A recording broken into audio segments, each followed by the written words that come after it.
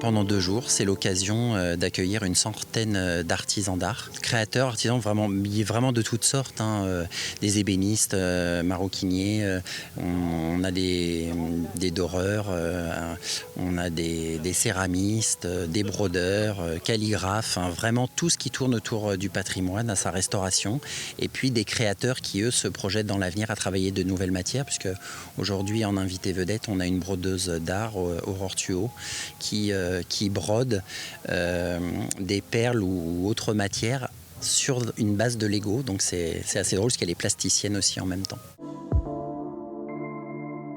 À l'origine, donc il y a 11 ans de ça, évidemment j'ai reçu la visite d'une personne qui travaillait à la mairie de Mareil-sur-Lay et qui cherchait un lieu pour montrer le savoir-faire des artisans du canton.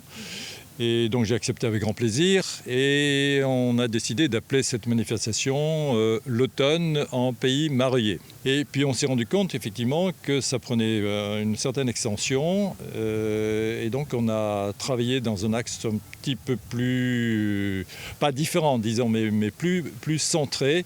Et c'est que nous avons tenu à avoir des artisans très proches du patrimoine.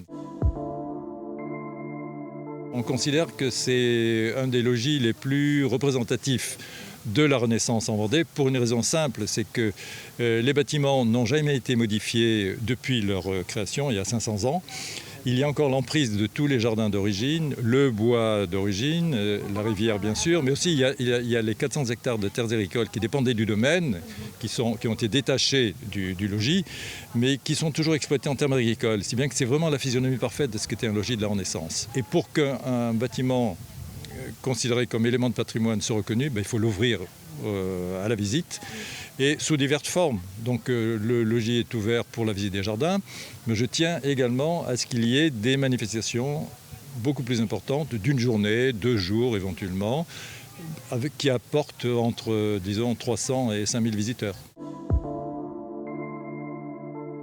Pour que les gens reviennent, il faut montrer chaque année des choses un petit peu différentes.